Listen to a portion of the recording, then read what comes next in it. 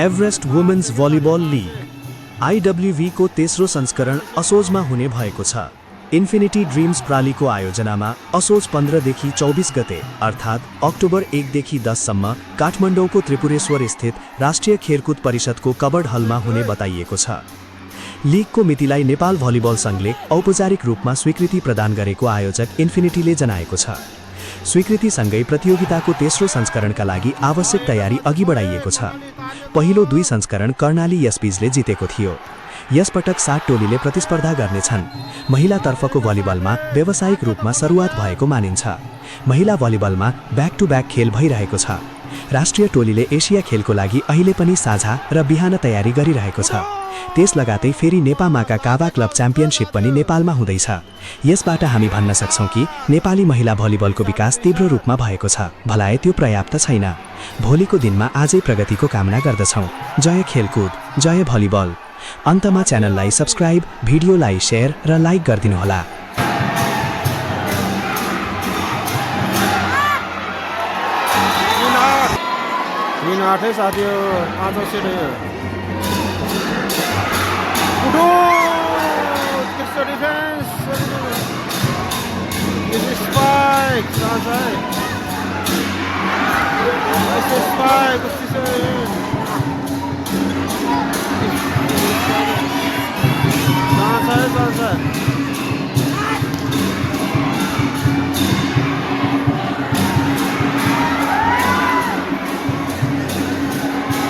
अर्को अवस्था छ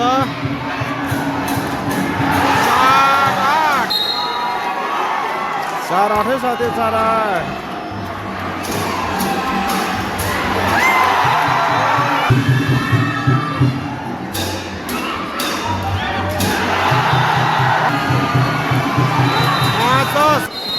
5-10 है 5 सेटमा साथी 5-10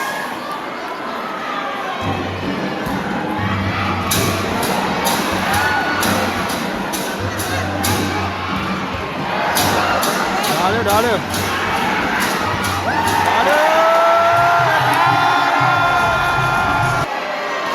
11-5 12-5 कर्णाली साथी 12-5 पाँचौं सेट हो 13-5 ए होइन भएन 13-5 6-13 है साथी 6-13 ललितपुरले जित्दै भयो पाली भने दोस्रो पनि